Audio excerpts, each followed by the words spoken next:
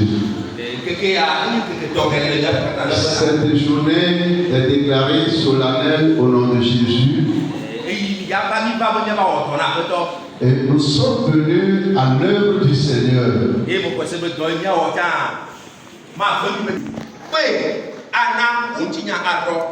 Invite-le, il changera ton histoire.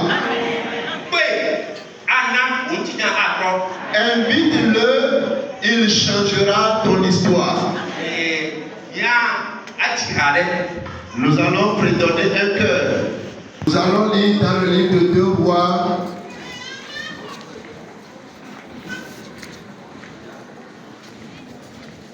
2 Rois chapitre 4, le verset 2. Bien de nous les diaobes abalé et Bélia et ta emmené. Okui amebe. Elisa pronebe nuka mawonawa pronam nuka ele asiole apeme edombe naneke mele wo dola sile apeme o nebe amigoe de kaku. Amen. Amen. Bien, le Johannes fait abalé et ta effet. Jean chapitre 2. Oui, bien, Jean chapitre 2, le verset 2. Johannes fait abalé et Bélia. Johannes fait abalé et ta ebe kokui amebe akrobé. Aye o pe Yesu ma ple ebe nous sera pas son épée. Amen. Amen.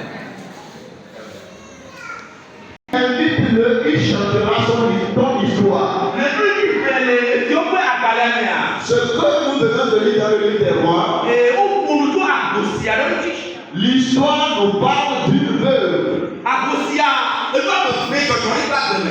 La veuve a 2 problèmes. Alors, premièrement, elle a une tombe misérable. Elle ne possède rien. Et malheureusement, et son mari est aussi décédé. Ce qui a fait que la dame est submergée par les charges. Mais ce n'est pas elle seule qui porte la charge. Elle avait 2 enfants.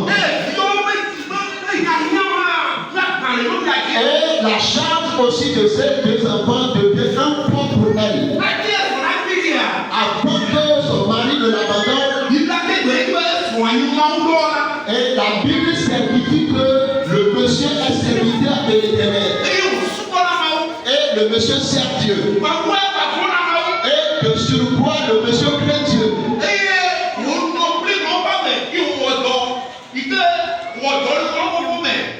Et le monsieur a servi sous la servitude de serviteur de Dieu et surtout de la crainte. Mais qu'est-ce que la Bible dit? Malgré que ceux qui connaissent bien Dieu. Et le monsieur a un problème d'endettement. L'endettement. Le monsieur s'est endetté. Et le monsieur a croupi sur le poids de l'endettement. Malgré que la Bible ne l'avait pas révélé. Et je peux dire que l'endettement a raccourci le cours de sa vie. Alléluia. Amen. Si tu n'es jamais sous le poids de l'endettement, tu ne comprendras pas ce que je te dis. Et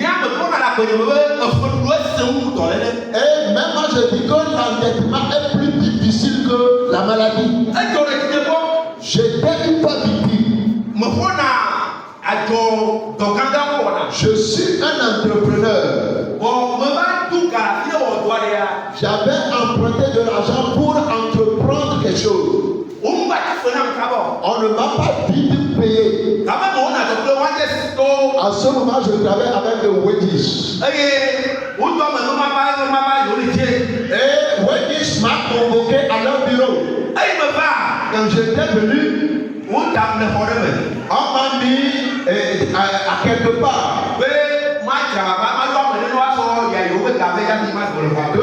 D'appeler quelqu'un pour payer leur dette avant de sortir. Et j'étais là-bas à une longue durée après et finalement m'ont libéré.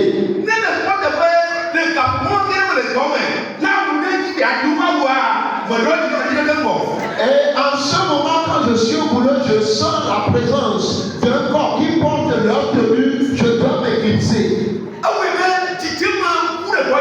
J'avais perdu la paix intérieure. Et je n'ai plus la joie.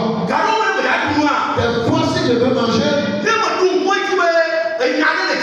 si je me rappelle que j'ai une affaire à régler, je n'arrive plus à manger. S'entêter n'est pas chose facile. Ce monsieur dont la Bible nous parle a ce problème.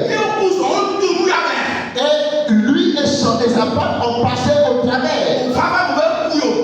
Et le monsieur s'en est allé en laissant sa femme. Et la dame a commencé par souffrir. Elle n'arrive plus à manger. Mais il était arrivé. Ceux à qui il devait.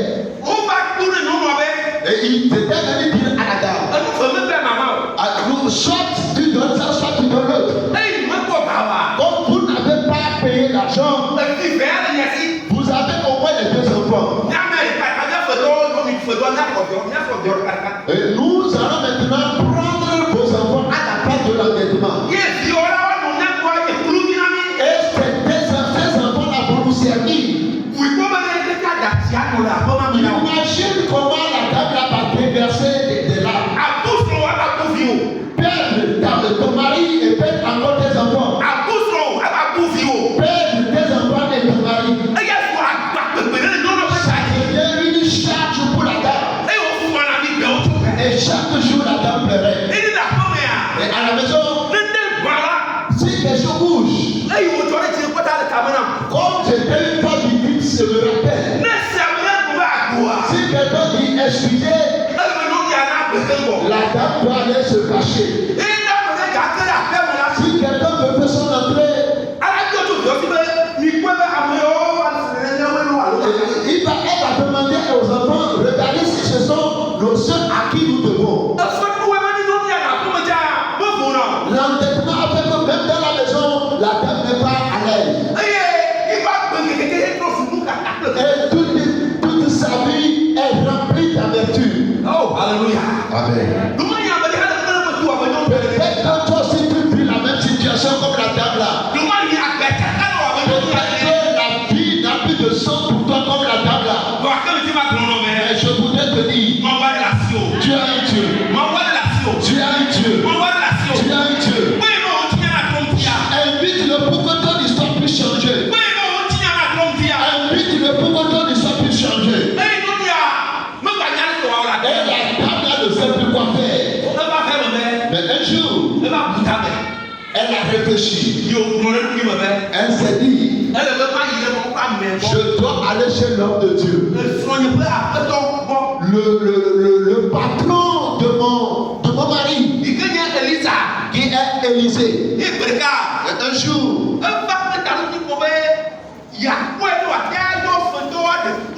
et la dame est là juste auprès d'Élisée pour qu'il puisse au moins supplier les créanciers.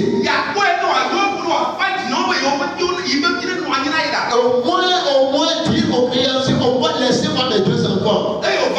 Quand la dame était venue, quand vous avez le cœur meurtri et que vous voulez parler, surtout ne pas. Et au même instant que les paroles sont accompagnées des larmes, avec des chagrins, avec un cœur meurtri, ce qui a agi sur l'homme de Dieu. Et il a demandé à la femme, as-tu quelque chose à la maison? Est-ce que malheureux peut avoir quelque chose dans sa maison? Celui qui ne possède rien peut. En ce temps, jadis, on prend de l'huile pour faire des gâteaux. Et c'est ce qu'il utilisait. Je peux dire qu'à un allant au marché, la dame est revenue